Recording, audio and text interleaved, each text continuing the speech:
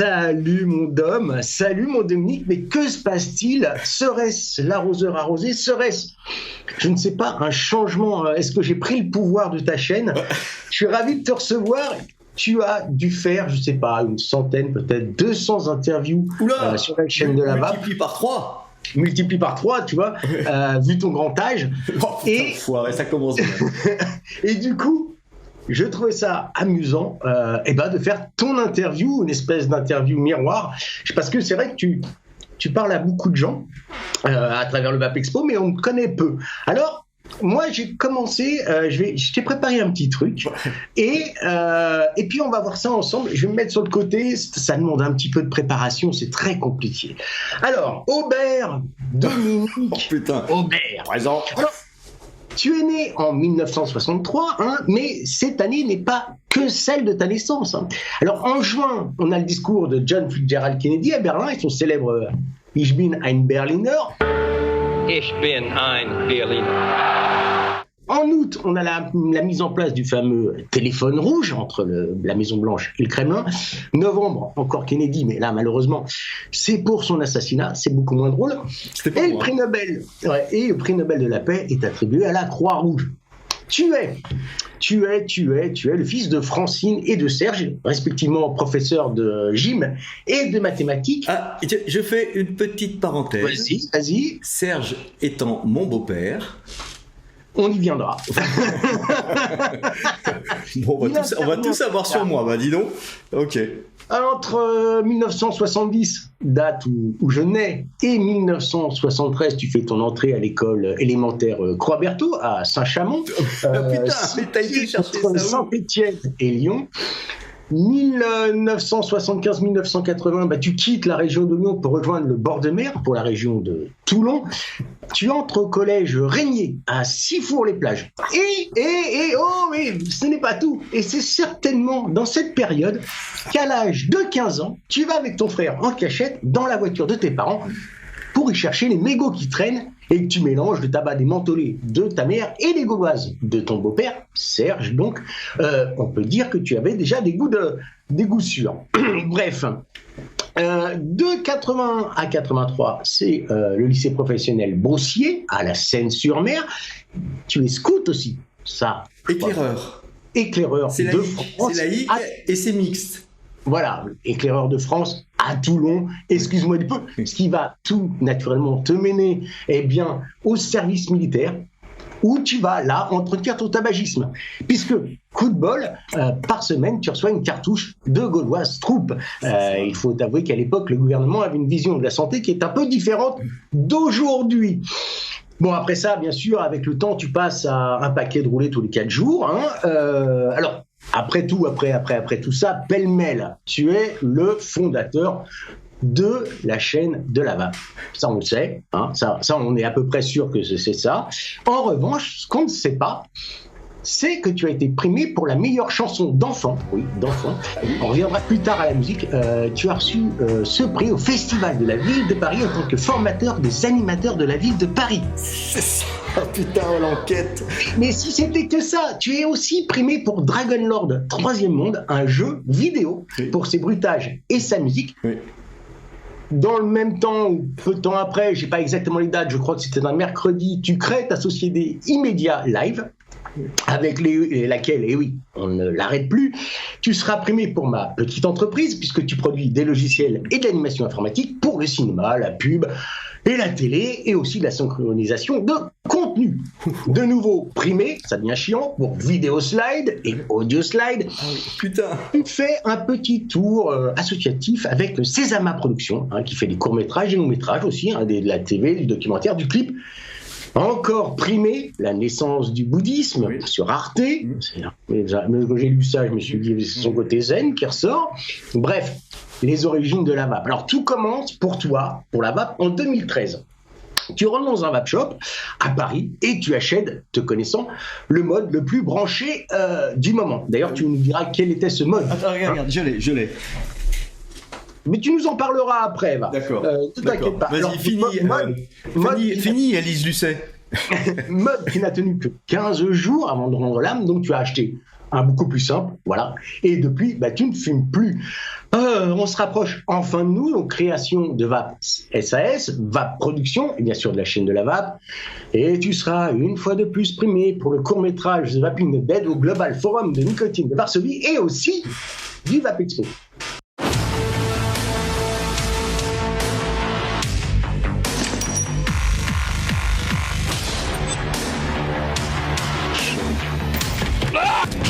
Casse, il a jamais fumé. Ta gueule!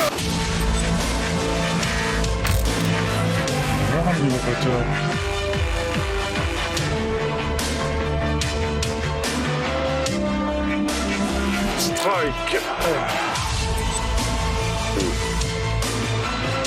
Je ne suis rien.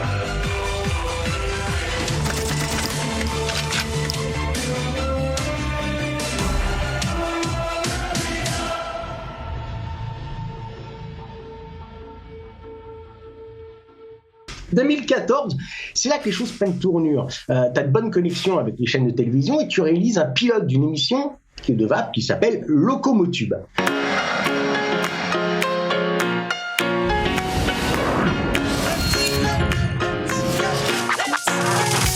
Avec Emmanuel Béard. Alors, ça a l'air de bien fonctionner. Tu as même 2 chaînes de télé qui sont prêtes à t'acheter le projet, mais malheureusement, la TPD européenne a stoppé net le projet. Tu as fait beaucoup de métiers, du jeu vidéo, en passant par le sound design, la production de contenu multimédia, encore la production technique pour le cinéma et la télévision, sans oublier, et on y revient, une grande passion, et on va l'aborder ici, pour la musique. La musique, tu es multi-instrumentiste, tu es chanteur, tu es compositeur, tu es interprète, tu as toutes les cartes. Et moi, ce que je vous propose, c'est d'écouter un petit morceau de Lula Pop, Le Feu, voilà. Oh voilà.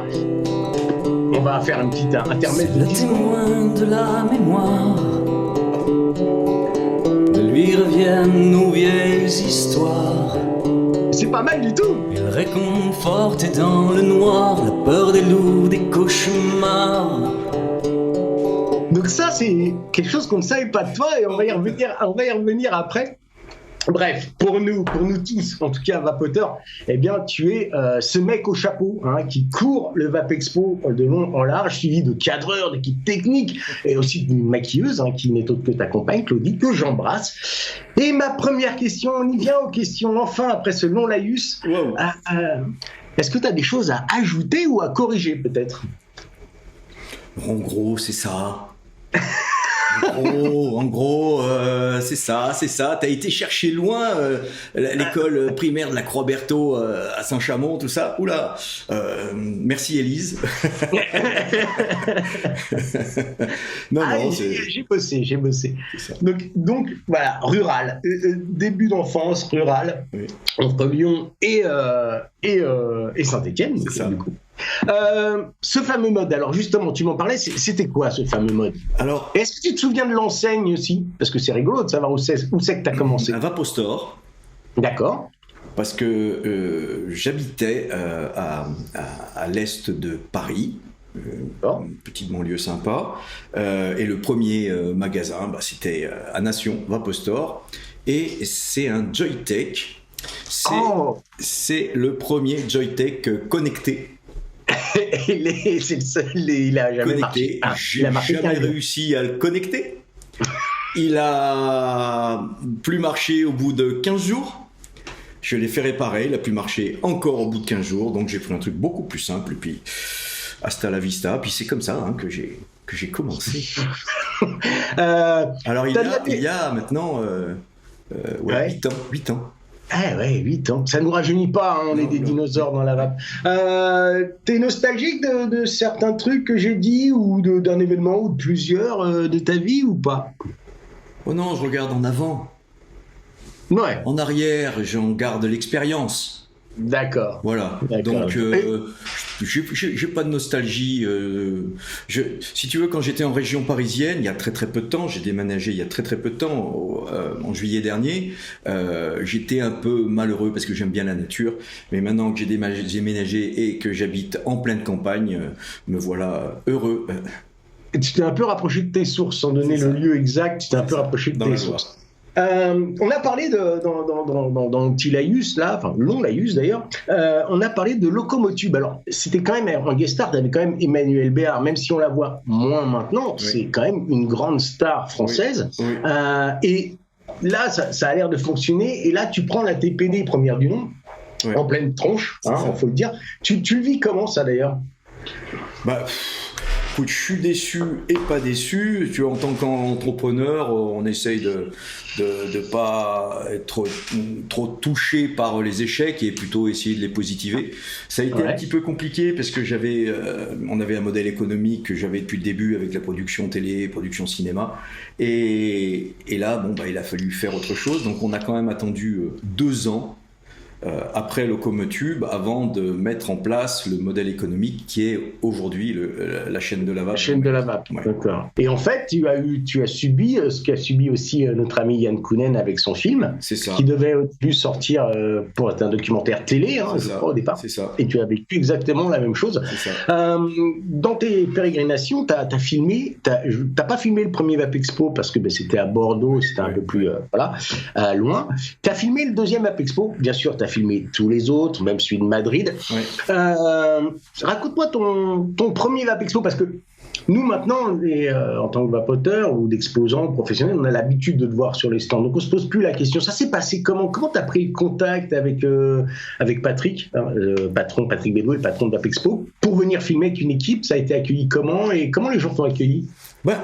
Ce qu'il faut se rappeler, c'est que le premier VAP Expo, donc à la Villette, ça devait être en 2014, me semble. Ouais, 2015, ça. quelque chose comme ça. C'était pas moi qui présentais. D'accord. Voilà, il y avait une comédienne et un autre beau gosse qui connaissait beaucoup mieux la VAP que moi à l'époque. Et c'était eux qui avaient fait toutes les présentations, donc on avait scénarisé. Ils avaient fait tous les interviews et tout. Oui. Ça c'est le premier VAP Expo.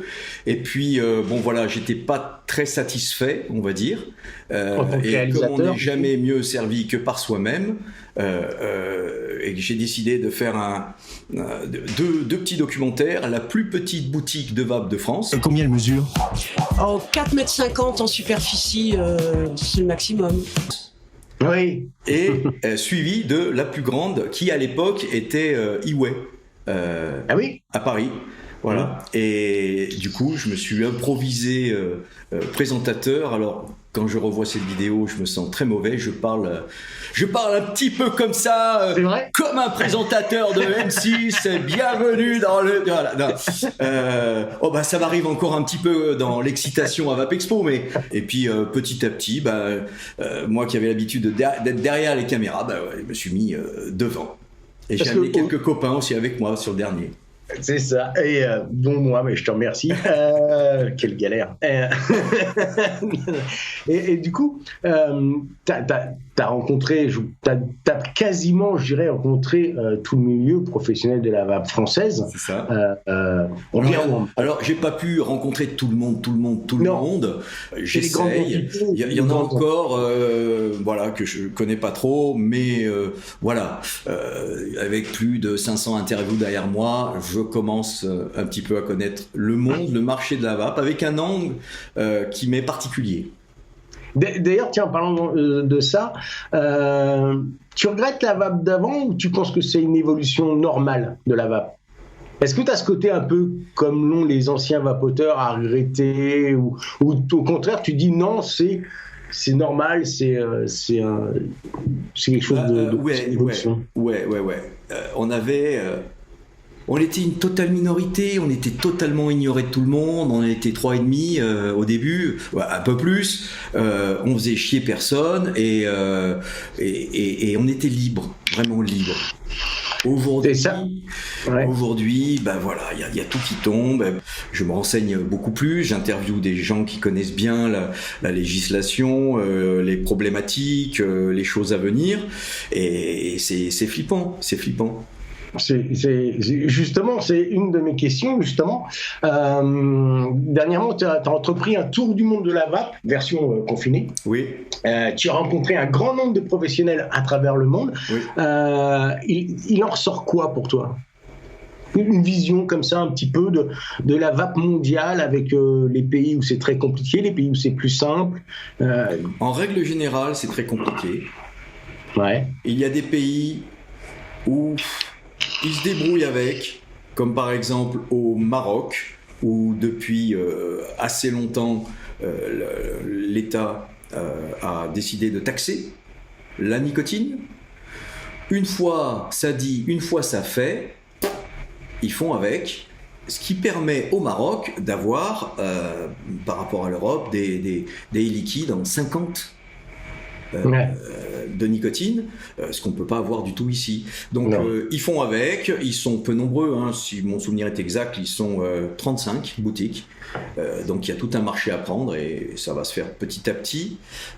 Voilà, des pays comme la Nouvelle-Zélande, qui est presque un paradis de la vape.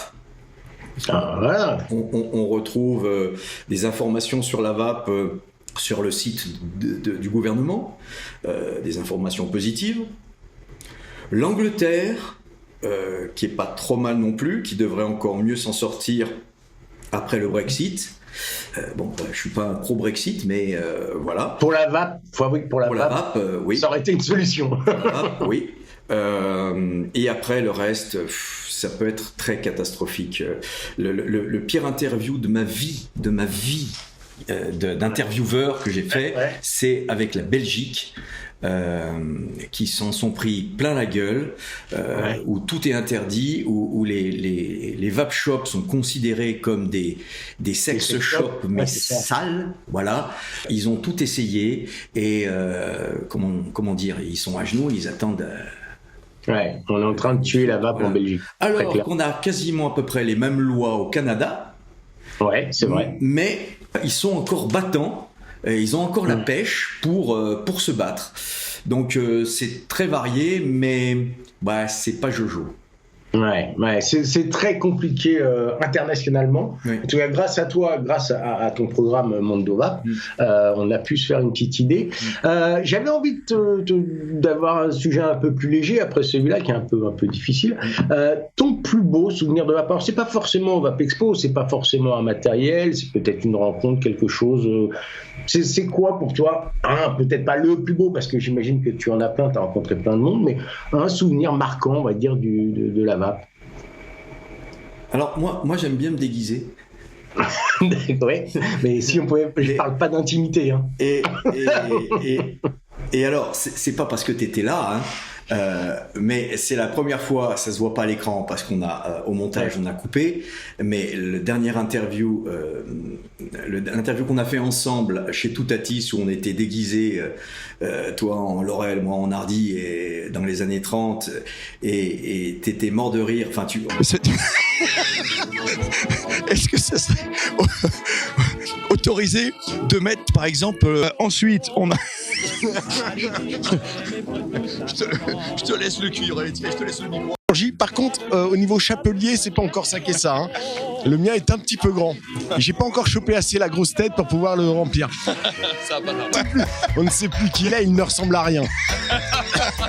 Mais c'est gentil en tout cas, merci Dominique. Voilà, on était mort de rire. Ça, c'est un super souvenir puisque c'était peut-être le 3e jour où on a été fatigué, on avait de la pression avec la chaîne de la vape. On n'arrête pas de marcher, de bouger, de parler, d'être concentré, beaucoup de techniques. Ça m'a complètement vidé. Tu sais quoi, ça tombe bien que tu parles de ça parce que j'ai envie de parler un peu chiffres. Alors pas d'argent, je te rassure, mais la chaîne de la vape, le Vape Expo, c'est quoi? Combien d'interviews? Combien de personnes? C'est quoi? Parce que on te voit surtout toi, les spots. Comment c'est moi qui l'ai vécu de l'intérieur, j'imaginais pas, honnêtement, je te le dis, j'imaginais pas une telle logistique, une telle complication parce qu'il faut arriver à choper les exposants. Et j'aimerais bien que tu nous dises un petit peu comme ça en chiffres comment c'est. Alors, je prépare quand même beaucoup à l'avance le Vape Expo, j'appelle les fabricants, ou les fabricants m'appellent pour avoir un interview. Après, il me faut des cadreurs, donc ceux qui tiennent les caméras. Donc 2, 3, 12. Au dernier, il y en avait 3. 3 caméras. On est les seuls à faire des salons à 3 caméras. Quand de temps en temps on voit passer un M6 ou un TF1 dans les salons, c'est un caméraman, un journaliste, un ingénieur du son. Bon, voilà. Donc 3 caméras, mais on a des assistantes, des assistants, maquilleurs, voilà, on était 12 en tout au dernier VapExpo.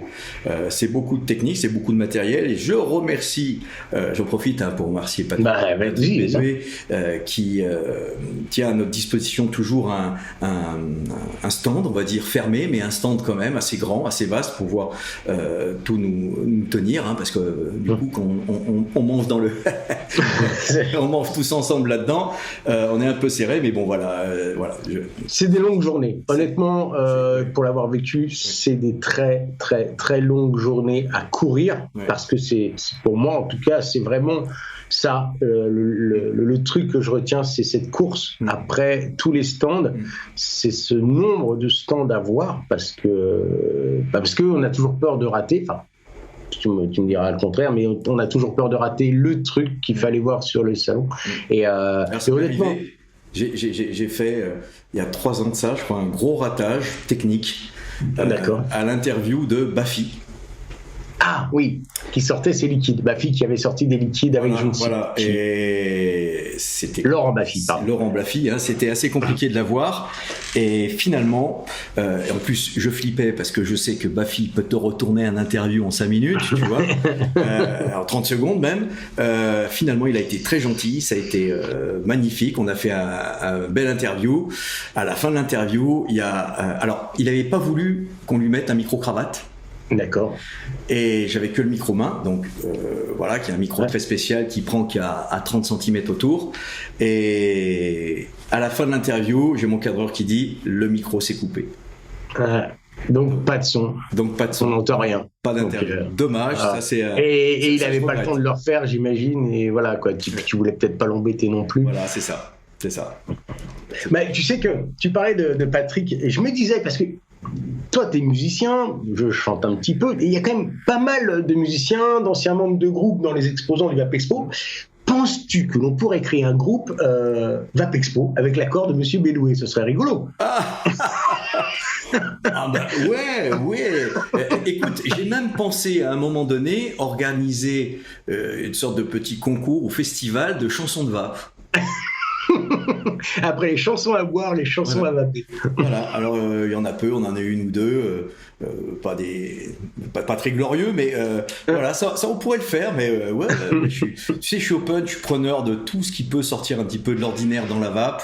Et s'il faut mettre un petit peu de moyens pour faire ça, parce qu'il faut toujours, c'est pas tout de dire tiens, si on faisait ci, si on faisait ça. Moi, des idées, j'en ai toute la journée, mais après derrière, il faut des moyens pour d'organisation, de logistique, de matériel, de technique, de personnel. C'est compliqué. Ouais, c'est énorme. Après, voilà, c'était plus une blague, je rassure, parce que j'imagine l'organisation que ça demanderait pour réunir tout ce beau monde, ce serait très compliqué. Souviens-toi, ça nous est arrivé quelques fois de chanter pendant le VapExpo. On chantonne, mais là... Quand j'étais petit garçon, je repassais mes leçons en chantant. Et quelques chants. Alors on s'était dit rendez-vous à Nantes. Et puis voilà. Tu es de ma famille, bien plus que celle du sang. Monter un groupe VapExpo, ce serait compliqué, même si ce n'est que pour une chanson, j'imagine déjà le travail que ça demanderait. T'as des projets à venir? Alors, oui, alors plein. mais des choses à nous annoncer? J'en ai, on va dire, 3 principaux. Le premier, c'est de reprendre mon tour de France des marques. Pour aller visiter les usines et faire visiter les usines, les gens, là, le travail. En réel, sur place, pas du distanciel, voilà, sur place, donc on attend encore un petit peu, comme tout le monde. Le deuxième, reprendre le VapTrotter. Ah, écoute, avec grand plaisir. Là, on était parti très rapidement pour faire un deuxième, mais finalement, voilà, ça a été un peu comme tout le monde. Ça. Puis forcément, on va dormir chez les gens. C'est pas possible. Non. Et dans un avenir peut-être pas trop lointain, on verra comment se passe la situation, avoir un The Vaping Not Dead 2. Aussi, ce serait une bonne idée, mais J'en ai parlé dans un live l'autre jour, c'est vrai que c'est quelque chose de très compliqué et ça se fait pas comme ça. C'est un projet, même en admettant, j'imagine que le Covid s'arrête d'ici 6 mois, il faudrait le projeter pour dans 2 ans, tellement c'est vraiment le scénario, enfin bref, c'est un peu compliqué. Mais ça sera mieux, ça sera mieux, encore mieux, ça sera encore mieux. C'était bien, c'était très bien, ça sera encore mieux. En projet à venir, il y a un événement que je crois on est tellement nombreux à attendre, c'est le nouveau Vape Expo. L'autre jour, tu as interviewé donc Patrick Bédoué. Moi, c'est quelque chose, et je pense qu'on est vraiment nombreux à attendre ça. As-tu, comme nous tous, hâte de retrouver le Vape Expo? C'est même pas ça. Comme je dis toujours, Vape Expo, c'est mon oxygène. Entre 2 Vape Expo, je suis en apnée. Là, je vais bientôt me noyer, hein, t'imagines ? C'est ça. C'est le moment où on va revoir des gens qu'on n'a pas la possibilité de voir. Et moi, je sais que c'est une vraie attente. Hein. C'est une vraie attente. Même si ce n'est que pour un jour, il faudra que j'y aille parce que ça manque. C'est la grande messe de la vape, qu'on le veuille ou non, dans le paysage de la vape en France. Le Vape Expo, c'est le Vape Expo, voilà. Je te remercie énormément pour ce petit interview. C'est moi qui te remercie de cette enquête que tu as fait là, qui m'a surpris de ma naissance jusqu'à maintenant. Et t'as pas oublié grand-chose, hein. Je sais pas où c'est que t'es allé chercher tout ça, mais alors. J'ai des sources que je tairai. Non, ça me faisait réellement plaisir. Honnêtement, voilà, je pense que tu fais partie de ces gens, au même titre que le Vape Expo, qui sont vraiment incontournables dans la vape. Le seul truc, c'est que les gens, quand ils te croisent, tu es toujours en train de courir. Alors même s'il y en a qui vont te dire bonjour ou machin, ils ont toujours l'impression de te gêner, de te déranger quand tu es dans le Vape Expo. Et donc, du coup, c'est vrai que tu t'ouvres peu, parce que tu n'as pas le temps, et puis que les gens n'osent pas t'embêter. Et je trouve ça vraiment dommage parce qu'on... Tu vois, moi, en préparant mon petit papier, là, j'ai appris plein de choses sur toi. La chanson que j'ai passée, mais elle est super bien. C'est-à-dire que c'est pas de l'amateurisme, c'est un vrai travail de production. Quand j'ai vu le nombre de prix que tu as eu dans toutes tes différentes entreprises, je suis bluffé, quoi, parce que ça, je pouvais pas l'imaginer alors qu'on se connaît. Moi, je savais que tu avais fait un peu de musique, mais j'avais jamais écouté ce que tu avais fait. Je savais que tu avais bossé dans le média et tout ça, mais j'avais pas d'idée. Donc, pour moi, c'était une vraie découverte et c'était un vrai plaisir de le faire, en tout cas. Et ça m'a fait énormément plaisir. Voilà. Et ça me fait énormément plaisir de... Moi aussi, je suis très surpris. Partager ça. Je voudrais quand même rajouter un petit truc. Je profite de ta tribune, Pascal. En fait... on se rend compte qu'il y a beaucoup de gens qui connaissent la chaîne de la vape, le nom, mais savent pas trop ce qu'il y a derrière. Exactement. Qu'est-ce que c'est la chaîne de la vape ?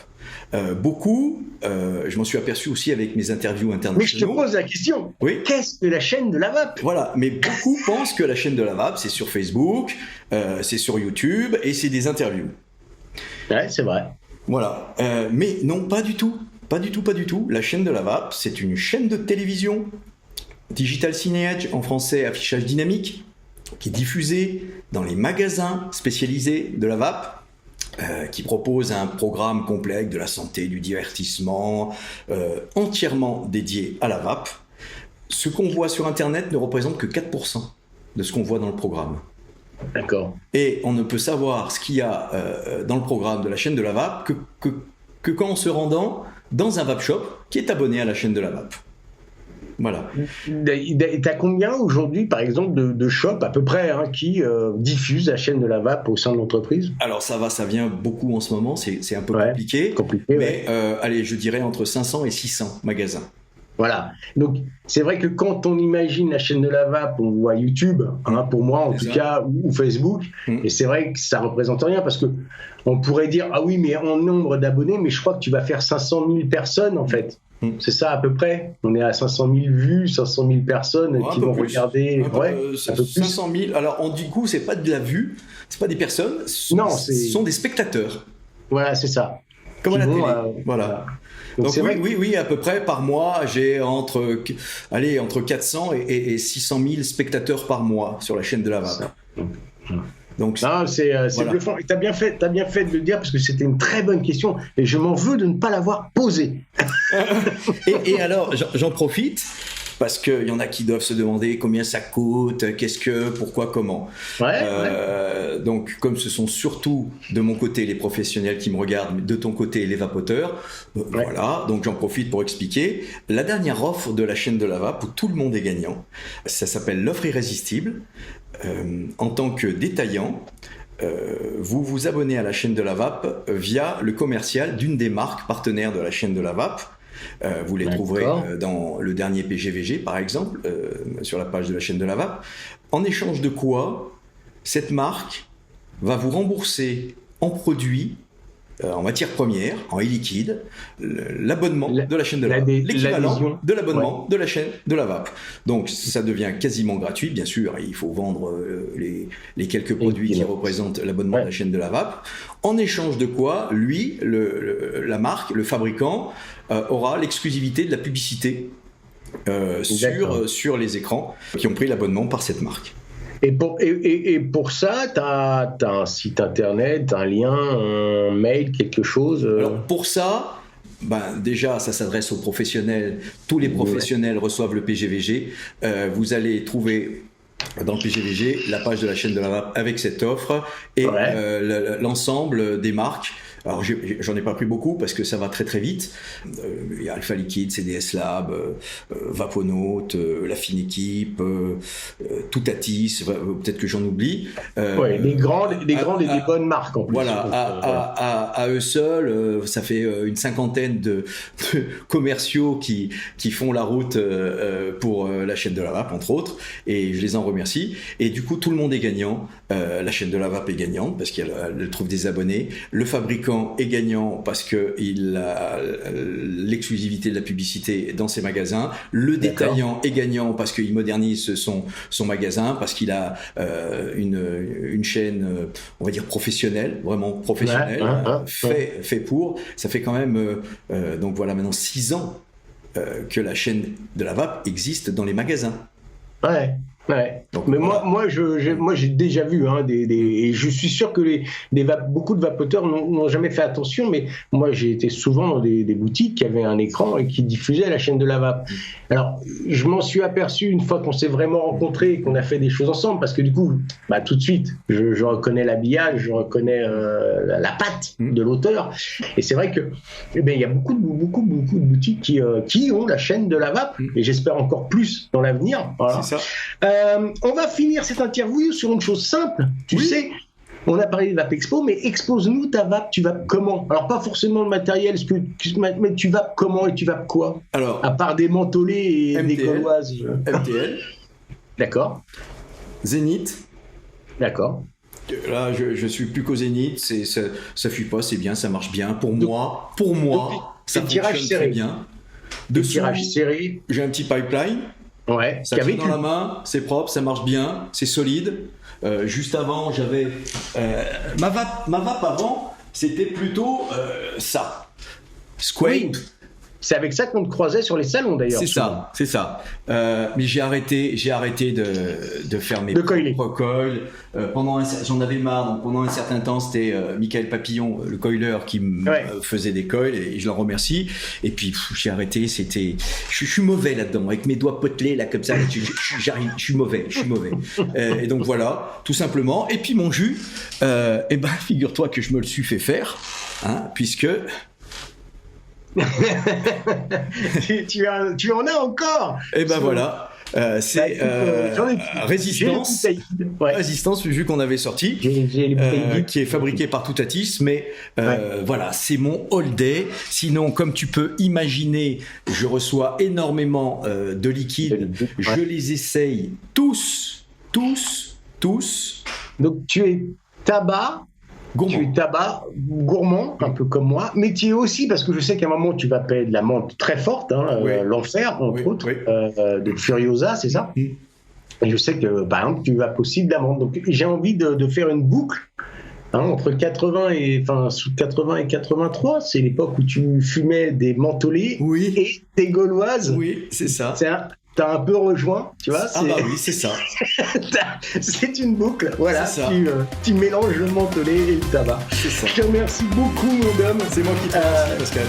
Je te fais des énormes bisous masculins. Et puis, j'espère te recroiser très très vite pour plein de projets ensemble. Et puis surtout au VAP Expo. Ok ? Allez. Je te fais des bisous. Bisous. Ciao, ciao. Bye bye. Salut.